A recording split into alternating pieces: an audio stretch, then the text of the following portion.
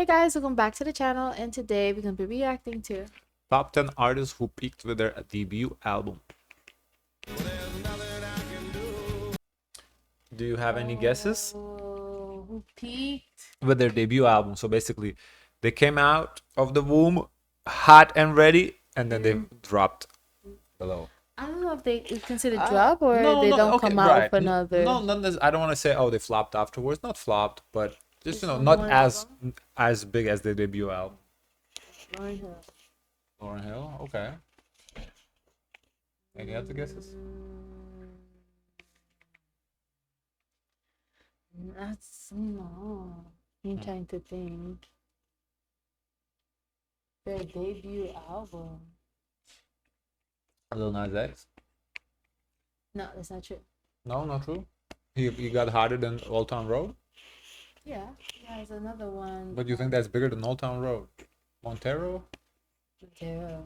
I like Montero. It's not about what you like. Do you think it's bigger than Old Town Road, though? Old Town Road is a single. But it's on that album, no? Mm-mm. No? It's not even on the album? Okay. Let's see.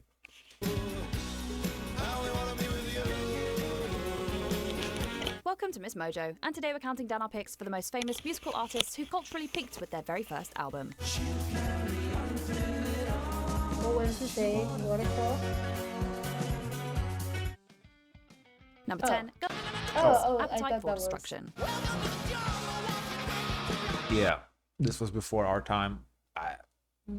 Cool. Yeah. I don't know. I don't know if they had more. In the summer of 1987, hard rock never sounded so dangerous, or so dang catchy. Appetite for Destruction dropped with Welcome to the Jungle, Paradise City, and Sweet Child of Mine. Three immortal bangers that remain some of the most beloved and replayed rock That is some of their most popular songs, though, so it makes sense. They say he was nice. songs in history. Oh, the guy?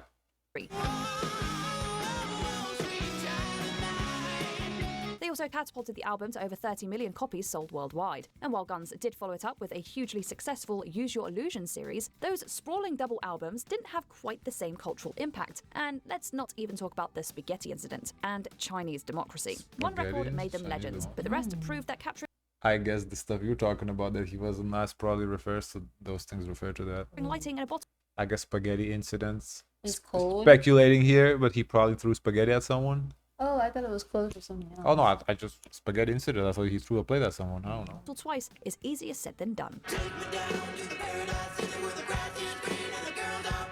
Number 9, Avril Lavigne, Let Go. That's not true.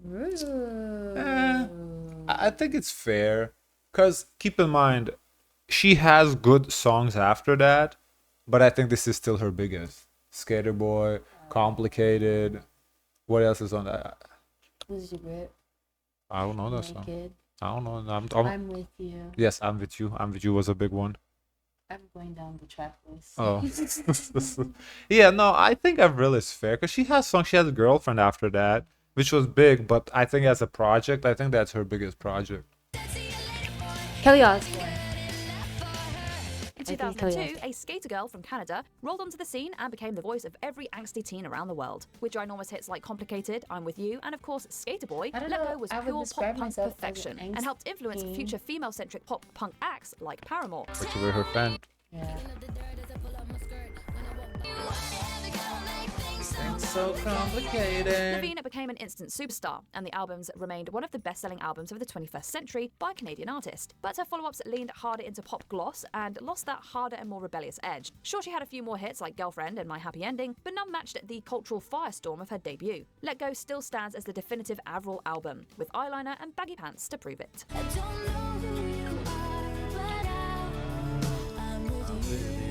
I pretend I'm in this The music Strokes. video. Is This It? I don't know this group. What an oddly prescient title. When Is This It hit in 2001, critics 50 Cent. Here you go. Yeah. Get Rich or Die Trying. All bangers. After that, a good song here and there, but not quite the same thing. held this The Massacre was good, but I don't think it was as big as Get Rich or Die Trying. Strokes as rock's saviors. With a raw garage rock swagger and Julian Casablancas lazy drawl, the band shot indie rock into the mainstream and greatly influenced future Brit garage bands like Arctic Monkeys. Tracks like Last Night and Someday were instant indie anthems and were played endlessly on the radio.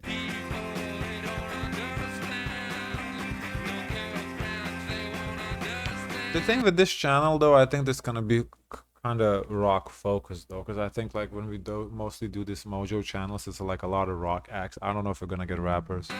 And while their later albums experimented with broader sounds and generated some hits, none captured the same effortless swagger of Is This It? The Strokes didn't exactly flame out, but Is This It became a benchmark for cool, and unfortunately, that benchmark was just too high for even its makers to clear again. Number 7, Also- The Doors. The Doors.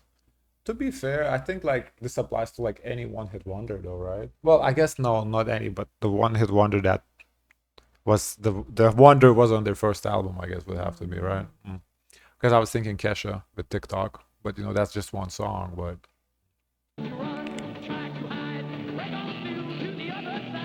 When you think of The Doors, what songs do you think of? Break On Through, I- Alabama Song, when I think of the Doors, I think of opening them.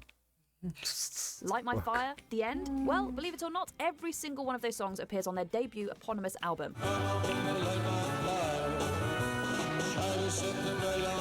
That's tough.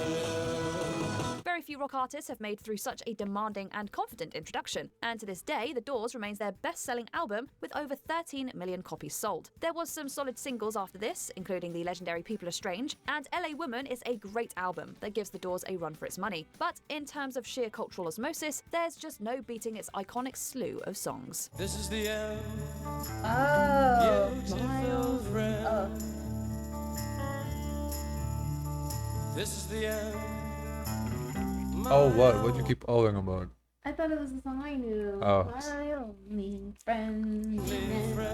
The end. Oh, probably. The debut was stuffed with arena rock staples like Peace of Mind, Long Time, and of course, More Than a Feeling, which is quintessential 70s rock. Immaculate production, soaring vocals, and giant riffs, this album was practically built to echo through stadiums.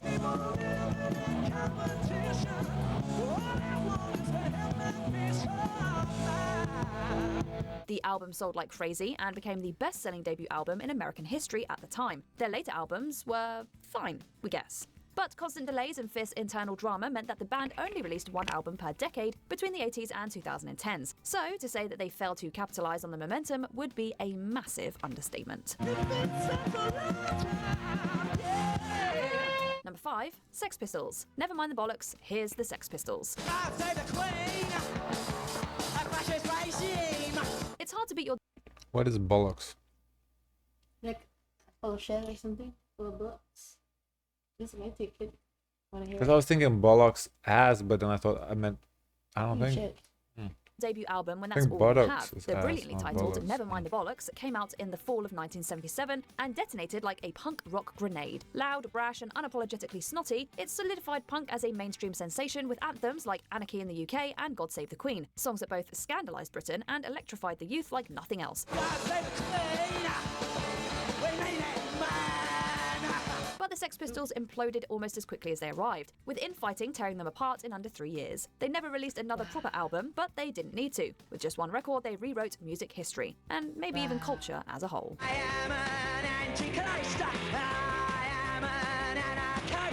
Number 4, The Stone Roses. The Stone Roses. You know, if we're only gonna do rock artists, I wish the title said that.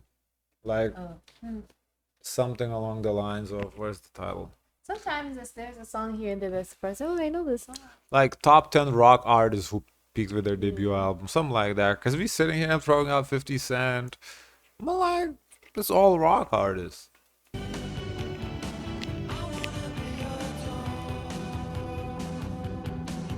In 1989, the Stone Roses seemed poised to conquer the world. Their debut fused jangly guitars and danceable grooves with songs like I Wanna Be Adored and She Bangs the Drums, defining the Manchester era. And while the album wasn't an immediate success, strong word of mouth helped it grow, and within no time it was considered a modern classic.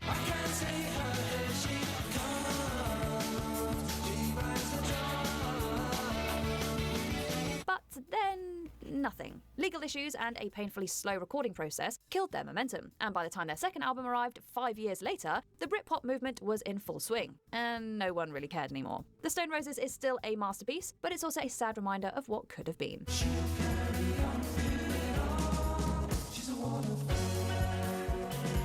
Number 3, Terence Trent D'Arby. Introducing the Never hardline heard of recording them. for Terence Trent D'Arby. Well, I guess not rock here.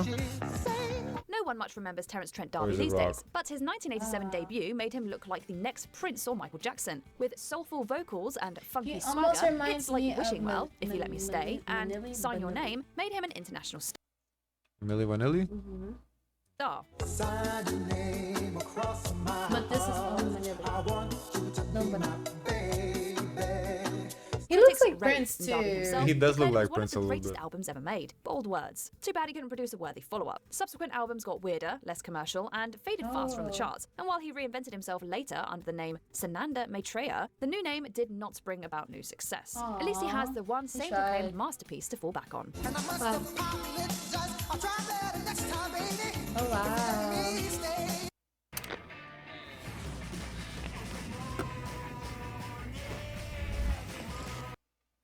Number 2, Hootie and the Blowfish, Cracked Rear View.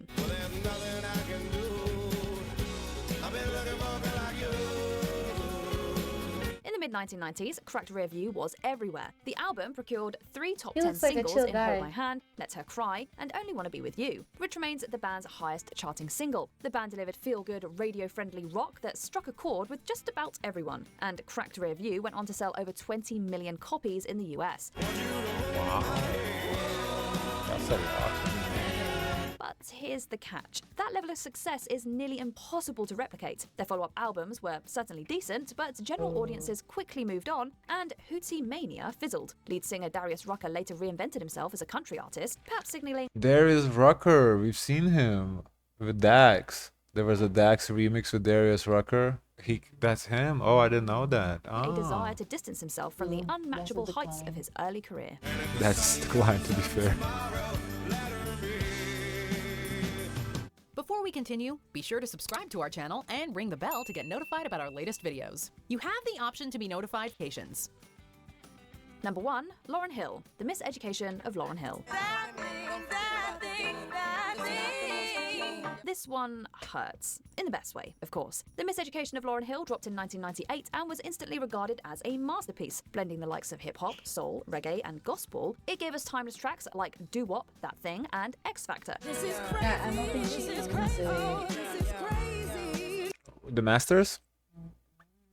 You know what we didn't get? What we usually get on this channel? Honorable mentions. Oh yeah. Because we usually, she does honorable mentions. Lauryn took home Album of the Year at the Grammys and redefined what a solo female artist can do, influencing untold artists along the way. But instead of a follow-up, she intentionally retreated from the spotlight, weighed down by the industry pressures and personal struggles. She later threw her fans a bone with a live album in 2002, but she never released another record. To this day, this is the most quintessential one-and-done album in music history. Oh, listen. At least she, retired on her terms. She did one album. She never flopped. I don't know if it was on her turn, so Well, she never got a chance to flop. Okay, she did one album and bounced. That's Other that. albums from these artists Okay. So I guess it wasn't only rock, but it was mostly rock. Guys, of course, let us know your thoughts. Like, comment, and subscribe.